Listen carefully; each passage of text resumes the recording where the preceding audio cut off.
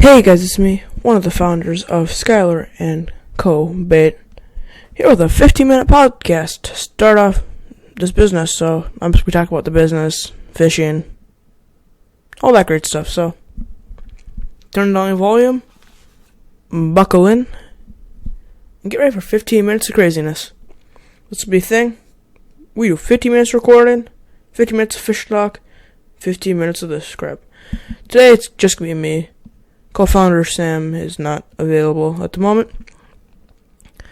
So I started this business, I guess, because, I always love fishing. I've been fishing since I was 3, and, it's kind of my thing. I love it, and as a little kid, I always kind of wanted to open a bait shop, so, this is kind of my dream, and getting one of my great buddies in on this, too, is always a great thing, and, So, this is just so, I'm just so happy about this, and, So I kind of hope that I get some support, and so that's always great. And all you guys who tune into this are insane, because this is my first episode, and yeah, so, I know a lot of you listening probably aren't gonna buy my bait or come support me or anything, but I don't really care. You guys are listening, that's what counts. Okay, so I'm just gonna talk fishing now. So, personal favorite fishing lure. God, I want to say either a golden plated one of those gold shiny daredevils, or a hula popper. I guess just a standby little blue crappie jig too works pretty well. I guess those are my top 3. I really love catching just bass and sunfish. I'll catch anything. It's just the joy for me. It's just the thrill of getting that fish on the line and pulling that thing in and just being like, I caught this. That's just so satisfying. So yeah, I'm really excited for the summer when I'm gonna be having this business open and hopefully getting some customers. And yeah, I don't expect any profits really. It's just more of a thing for fun. If I do big profits, that'll be great. So yeah, I'm trying to think of funny fish stories. I guess once when I was 7, 8, I want to say, I was at my cabin, and all day I've been casting my little MEP spinner out, just reeling it in, and casting it out, and reeling it in, and casting it out. All day, I caught 1 or 2 bass, that's all. But then, the dock of my cabin, and I'm like, oh well, so my cousin Emily comes down. She's notorious for she never goes fishing, but she casts line in. She catches the biggest fish ever. We go fishing, none of us catch anything. She's like, oh, let me try. She casts it in, huge fish. Don't know why. But anyways, I'm up there eating, and all of a sudden, I hear her scream, like Jeremy Wade, fish on, fish on! If you guys watch Jeremy Wade, that is amazing. I'm just giving that a go down there, and she has a 2.5-foot bowfin. Yeah. I've been there the whole day, in 15 minutes she catches a giant bowfin. Yeah. Yeah, I got a bunch of really cool fishing stories. Once when I was 6, so my grandpa taught me to fish when I was really little, so he's a big role model in my life, and he's basically always been there for me. But when I was really little, we were out ice fishing on the horseshoe chain, and we drilled the hole and we looked down, and there was a little dogfish. It was 1.5 feet, 2 feet, and he goes, August, watch this. So he puts his lure down right next to it and then hooks it. In his tail, and he goes, August, this is called a real fight. And he gets me, and that was actually a real fight, and that was so fun. Yeah. When I was really little, 4 or 5, I was down at Harriet with my dad, and we're sitting there fishing. We caught a few fish. It was fun. But at some point, these Mexican guys jump out of a car, jump into the lake, and grab a huge muskie, hightail it to the car, throw it in a 5-gallon pail, and bungee it to their car. This is a 4 or 5 foot long muskie, and they both weigh about 50 miles an hour. This happened in about a minute. That memory has stuck with me. I don't know why, but it is hilarious. Just imagine 5 Mexican guys throwing a giant muskie into the 5-gallon pail onto the roof and just hightailing it. Yeah, that was quite the sight. I kind of just grew up at Big Birch Lake up north by Santa Rosa, and also the Minnehaha Creek, because always fun. Anyone remembers the year a few years back when the Minnehaha had that drought?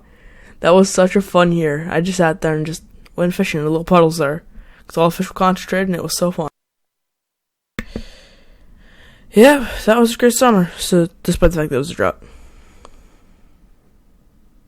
So yeah, I guess that's pretty cool. And then today, so I was out fishing, and I was just throwing cast nets, see if I could get some minnows and stuff, just as bait. And I had been, and I've been catching them, and I've been giving them. Some of the guys were sitting on the dock when you did them. Because that's what we do at Skylar and Company Bait. Shameless plugins. Let's do this. The point is, though, so I've been giving people bait for free as like a promotional thing. By the way, tomorrow, I guess bait will be half off, I'm pretty sure. Not quite sure, though, so, yeah. But, yeah, that was always really cool. So, yeah, but anyway, I was casting the cast net, and I kept catching these giant, like, sunfish, and I just kept throwing them back, because it's illegal, and don't get me wrong, lucky, but they were, like, just too small. Just too small. Point is, I used the minnows I caught, catch those 4 huge crappies. Jeez, those things from tomorrow night, and, those will be good.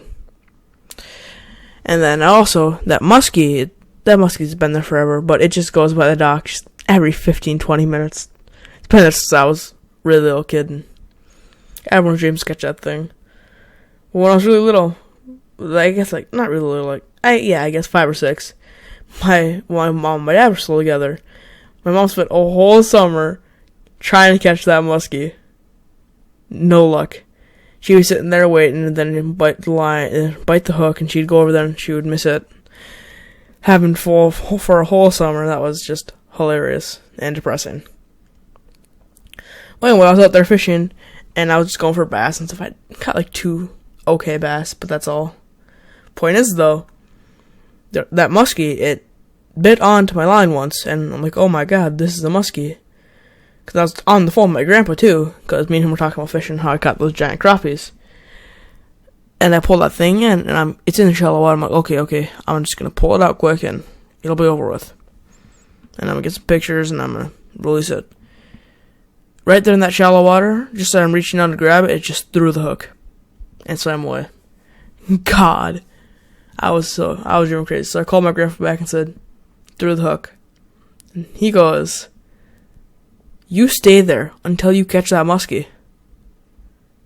If you don't, you are a failure. And I go, okay, I will. So later on, it's sitting there by the dock. It followed my minnow. I'm like, oh my goodness, it fell in it just followed in a crappie minnow.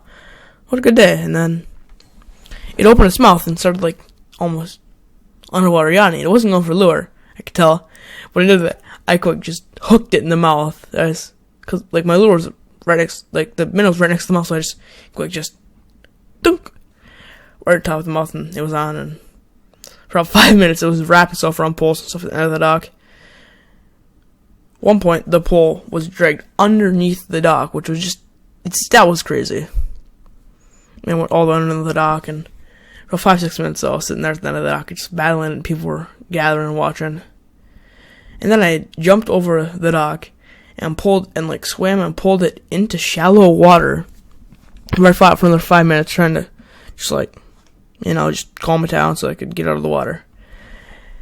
And then I got out of the water, holding it by the jaw, and then it covered my hand in tiny little cuts, and I'm fine with getting spined by fish. That's like 2-3 decent sized cuts, and this is like, let's see, 1, 2, 3, 4, 5, 6, 7, 8, 9. Jeez, that's a long one. 10, 11, 12, 13, 14, 15, 16, 17, 18, 19, 20, 21, 22, 23, and then one big gash on my arm. So yeah, that was crazy. So I became really bloodied up. You can't really see it much in the pictures, but like whole outside side of my left arm was just covered in blood. That was crazy. Well, I got 5 minutes left in this thing. This is really hard to just rant about stuff. I don't know why. Yeah, so tomorrow, me and Sam, Sam, I talked about him a few times already. We're gonna go out there and we're gonna go fishing, see if I can catch that muskie and get some more exact measurements, see if I can get a replica mount of it, because I don't have any mounts actually, but that'd be such a cool first mount. No, for the next few months, I'm just gonna talk about Sam, because I'm talking about myself for a while. So, Sam, he's got glasses, ADD, he's about my size, blonde hair, real athletic guy, unlike me. He's super nice and funny, and yeah, he's a really nice guy, and he's not that good at it, because he hasn't been going much, but he's great fishing, he's got a lot of potential, so that'll be fun to teach him. He learns quick, and he'll figure it out pretty quickly. Just because he doesn't go fishing that much, though, and doesn't know exactly what he's doing, does not mean he's not a nice guy. He is such a fun guy to be around. He's just a pleasant guy, and that's always fun. So yeah, I know he's definitely going to bring in some customers this summer. So yeah, that's always cool. So yeah, this summer I guess I'm going to be supplying bait for my whole family, because, bait shop. Let's see, what else is there about Sam? He's got 2 really nice dogs. One's named Harriet and one's named Hazel. And I got a dog named Comus. Yeah. Oh. Random thing, but I'm planning on them renaming Calhoun. It's something like Badaska or something. Well, let me see.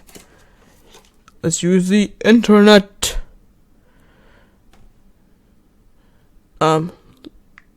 Lake Calhoun name change. Pre-Makaska. Oh, come on. Lake Calhoun's a cool place. It's a tourist place. They can't make it impossible for people to pronounce. If we say, but Minnesota was named after an Ojibwe word. Minnesota's pronounceable. But Makaska is not. It don't work that way. You can't do that to people. People love that lake. It's cherished. Even though it's named after a slave owner, technically, it's still so cool. It's got history. I don't know. I like it. I like it the way it is. It's got such a great history, and it's just, yeah. So yeah, as of now, our Instagram page has 7 followers and 4 posts. Let's see if we can keep that number going up. Yeah, I got 2 minutes left to let's make this count, so let's see. And let's recap some. Alright, tomorrow I gotta take my lousy ass bitch mom out for breakfast. Good thing is I get to go with my grandma. Actually, not breakfast, it's 1:30. Sorry, it's like 1:30, so it's like, not breakfast, but not lunch or dinner, so it's gonna be right in the middle of the day, and that's always gonna be annoying. Yeah, so me and Sam's still gonna try and make it down and go fishing. Yeah, that's always cool though. Mother's Day's coming up, and starting tomorrow, I'll be sitting at I'll be at the dock for part of the day, and then I'll be doing that on most weekends for here till the 20th of June. Then at that point, I guess I'm gonna be just doing it almost every day. Yeah. Whew. Busy summer. Hope I make some money. Got 50 seconds left. Let's see, what can I do? Hula Popper. Old, but they work. MEPS. MEPS are the best. I didn't mention them earlier, but MEPS are amazing. Bright Spinner, everything goes for them. Rapala, great. Shameless plugins. Go follow my other account on Instagram at Schmogist. Go follow Sam's account at super_speed_Sammers with 2 M's. You do that. I got 20 seconds left. Let's see. My stepmom is a hairstylist and she's opened a new salon. MNF. Want a good, decent haircut? Not decent, sorry. Amazing haircut. Go there. mn.naf.salon on Instagram. go there. See you next time. Bye.